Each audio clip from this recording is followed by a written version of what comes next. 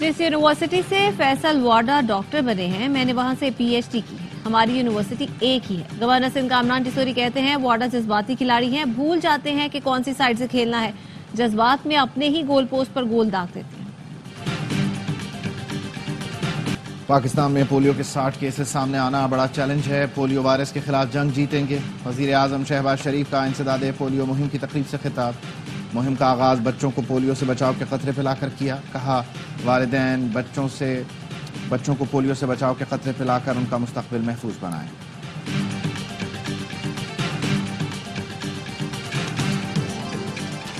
اور اسلام آباد، راولپنڈی، لاہور سمیت پنجاب کے کئی شہروں میں کل تعلیمی ادارے بند رکھنے کا اعلان۔ ڈپٹی کمشنر اسلام آباد نے ثانیہ آرمی پبلک اسکول پشاور کے شہداء کی یاد میں تعطیل کا نوٹیفیکیشن جاری کر دیا۔ پی ٹی آئی کو 9 مئی بھولنے نہیں دیں گے، جرم کریں گے تو کریک ڈاؤن ہوگا۔ احتجاج اور دھرنوں کے سوا ان کا کوئی کام ہی نہیں۔ 26 نومبر کو انتشار اور لاشوں کی سیاست کی گئی، انہوں نے قوم کے بچوں کو اکسایا ہے۔ وفاقی وزیر اطلاعات عطا تارڑ پی ٹی آئی قیادت پر برس پڑے، کہا علی امین گنڈاپور کہتے ہیں اگلی کال پرامن نہیں ہوگی، بتائیں آپ کی اب تک کون سی کال پرامن تھی؟ اب آپ میں اتنی ہمت نہیں کہ اگلی کال دے سکے، آپ صوبے کو سنبھالنے میں ناکام ہو چکے ہیں۔ عالمی میڈیا کو جھوٹ پر مبنی بریفنگ دی جا رہی ہے، فوجی تنصیبات پر حملے کریں گے تو اس کی تفتیش فوج کرے گی۔ وزیر اطلاعات نے 150 صحافیوں سے متعلق فہرست کی تردید کر دی، بولے 3-4 صحافیوں کے علاوہ سب پی ٹی آئی کے سوشل میڈیا ایکٹیوسٹ ہیں۔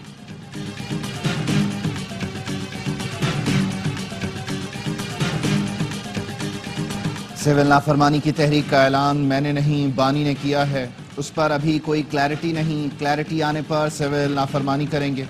وزیر اعلیٰ خیبر پختونخوا علی امین گنڈاپور کی پشاور میں گفتگو، کہا بانی کی رہائی، مینڈیٹ کی واپسی اور غیر آئینی ترامیم کی واپسی جیسے حقوق مانگ رہے ہیں۔ افغانستان ہمارا پڑوسی ہے، ہمیں ان سے مذاکرات کرنے چاہیے۔ وفاق نے افغانستان سے مذاکرات میں سستی دکھائی تو اپنی سطح پر بات کر کے معاملہ۔ وزیر اعظم کے سیاسی مشیر کی پی ٹی آئی قیادت پر گولہ باری۔ فیصل آباد میں جلسے سے خطاب میں رانا ثناء اللہ نے پی ٹی آئی رہنماؤں کو آڑے ہاتھوں لے لیا، کہا ایک صوبے میں ان کو حکومت ملی، 3 بار دارالحکومت پر حملہ آور ہوئے، یہ فیک نیوز کی وجہ سے عوام کو گمراہ کر رہے ہیں۔ اسلام آباد واقعے میں P T I social media cell نے جھوٹ کو سچ دکھانے کی کوشش کی، پی ٹی آئی والے پنجاب سے 10 لوگ بھی نہ لا سکے۔ پنجاب کے لوگ افراتفری کی سیاست پسند نہیں کرتے، جھوٹ اور نفرت کی سیاست کا انجام خراب ہوتا ہے، پی ٹی آئی اپنے انجام کی طرف بڑھ رہی ہے۔ انتشار اور احتجاج کی پاکستان میں کوئی گنجائش نہیں۔ ملک کے 8 اضلاع کے سیوریج کے نمونوں میں پولیو وائرس کی تصدیق۔ ڈی آئی خان، چارسدہ، راولپنڈی، جامشورو، کلا سیف اللہ، بارکھان، مستونگ سے لیے گئے نمونے مثبت نکلے۔ رواں سال پہلی بار چارسدہ کے سیوریج میں پولیو وائرس پایا گیا۔ وفاقی وزیر داخلہ محسن نقوی کا دورہ سعودی عرب، سعودی وزیر مملکت برائے داخلہ ڈاکٹر خالد بن عبداللہ سے ملاقات۔ محسن نقوی نے 2034 میں فیفا ورلڈ کپ کی میزبانی ملنے پر سعودی قیادت اور عوام کو مبارکباد دی۔ وزیر داخلہ کا کہنا تھا سعودی عرب پاکستان کا بااعتماد دوست ہے، ہر پاکستانی کو اس دوستی پر ناز ہے۔ وزیر داخلہ کا سعودی عرب کے public security police headquarters کا دورہ، سعودی عرب کے سیف سٹی سینٹر کا بھی دورہ کیا۔ وزیر داخلہ کو پبلک سیکیورٹی کے ہیڈ کوارٹرز میں خصوصی بریفنگ دی گئی۔ ایران کے جنوبی جزیرے کے قریب تارکین وطن کی 3 کشتیاں الٹ گئی، 5 افراد ہلاک۔ دفتر خارجہ نے ایک پاکستانی کے جاں بحق 47 کو بچانے کی تصدیق کر دی۔ ترجمان دفتر خارجہ کا کہنا ہے اس مرحلے میں جاں بحق یا لاپتہ پاکستانی شہریوں کی تعداد کی تصدیق کرنے سے قاصر ہیں۔ یونانی کوسٹ گارڈ کے مطابق کشتی میں زیادہ تر پاکستانی سوار تھے۔ حکام کا خیال ہے کشتیاں لیبیا سے روانہ ہوئی تھیں۔ یونان مشرق وسطی، افریقہ اور ایشیا سے یورپ میں داخل ہونے کا پسندیدہ گیٹ وے رہا ہے۔ صدر آصف علی زرداری، وزیر اعظم شہباز شریف اور وزیر داخلہ محسن نقوی کا کشتی حادثے میں پاکستانیوں کے جاں بحق ہونے پر افسوس کا اظہار۔ صدر کی لواحقین سے تعزیت، کہا انسانی اسمگلنگ میں لوگ اپنے پیاروں کو کھو دیتے ہیں۔ وزیر اعظم بولے انسانی اسمگلنگ ایک اندوہناک جرم ہے، مستقبل میں ایسے واقعات کے تدارک کے لیے ٹھوس اقدامات کیے جائیں۔ وزیر داخلہ کا واقعے کی تحقیقات کا حکم، ایڈیشنل سیکرٹری داخلہ کی سربراہی میں کمیٹی تشکیل دے دی، کہا انسانی اسمگلنگ مافیا کی سرکوبی کے لیے FIA بلا امتیاز ملک گیر ایکشن لے۔ وزیر اعظم کی ہدایت پر یونان میں پاکستانی سفارت خانے میں خصوصی سیل قائم کر دیا گیا۔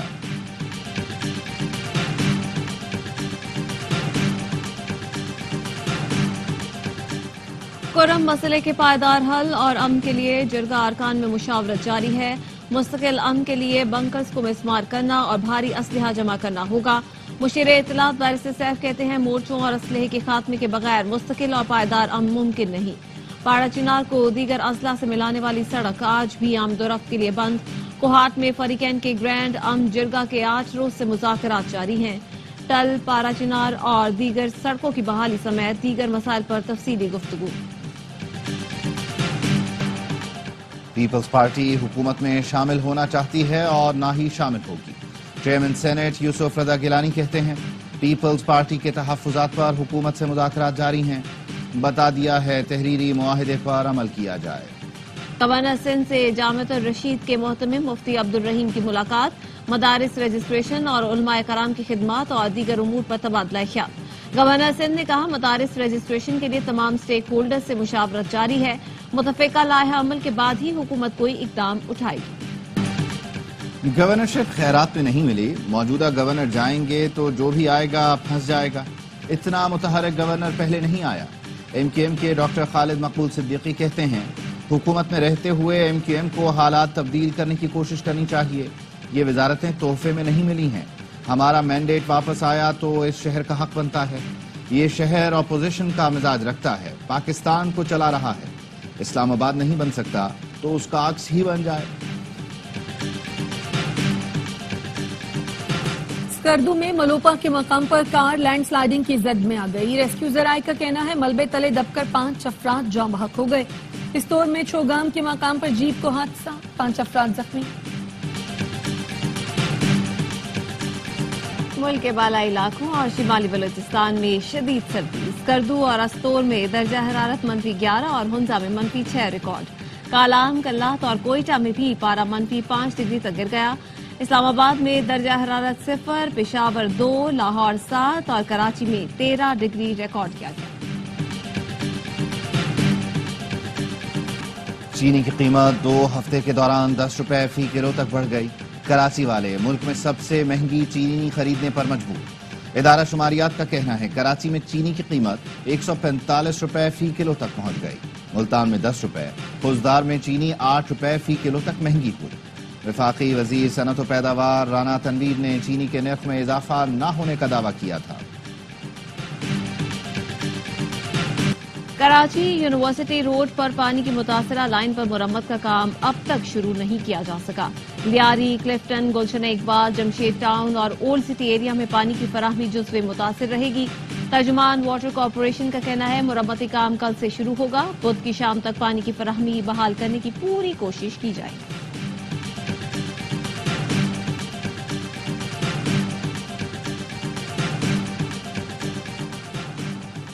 ڈاکوؤں نے کشمور کندکوٹ انڈس ہائی وے پر کام کرنے والی چینی کمپنی سے بھتہ مانگ لیا۔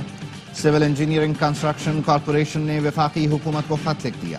خط میں کہا ڈاکوؤں نے 50 لاکھ روپے، 2 موبائل اور 1 موٹر سائیکل مانگی ہے۔ ایس ایس پی کشمور اور ڈپٹی کمشنر کو آگاہ کر دیا، انتظامیہ تحفظ دینے میں ناکام ہے۔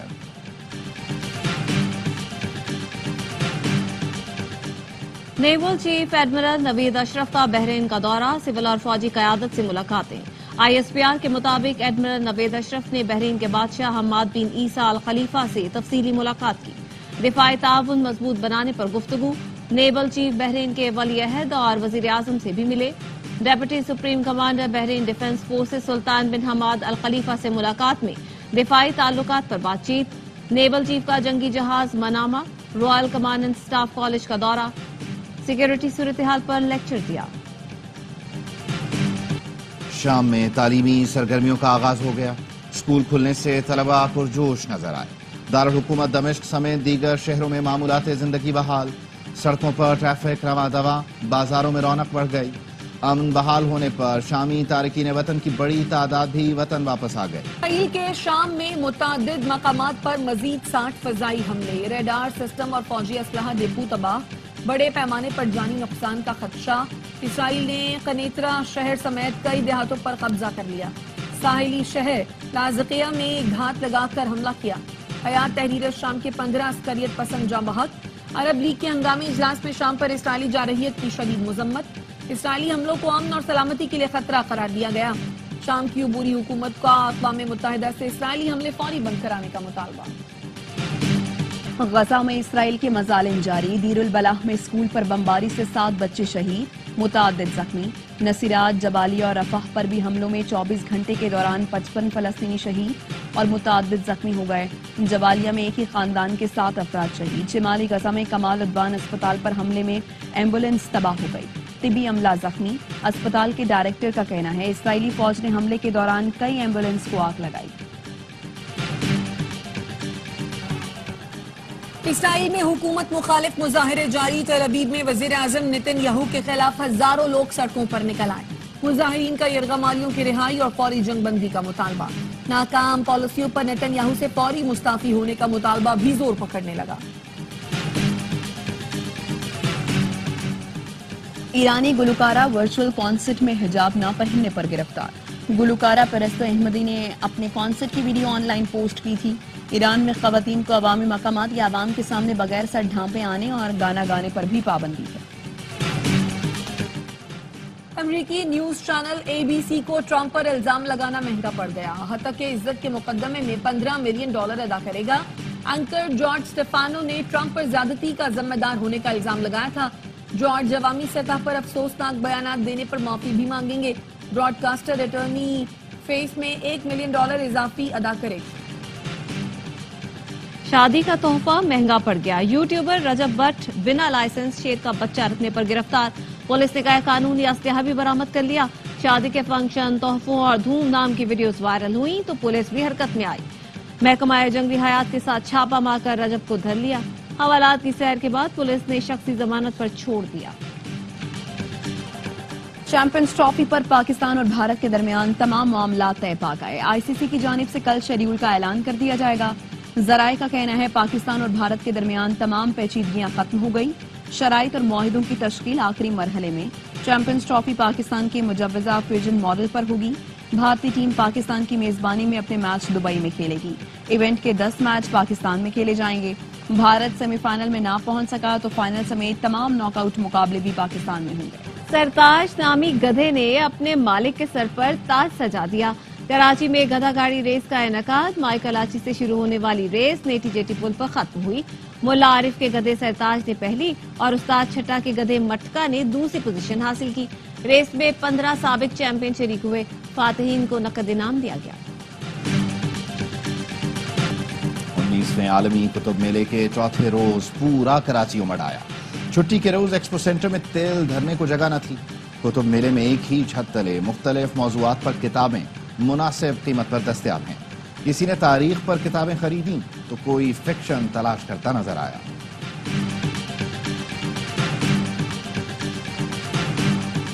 اور کراچی میں سندھ ادبی میلے کا آخری روز. دوسرے روز بھی 16 سے زائد سیشن رکھے گئے.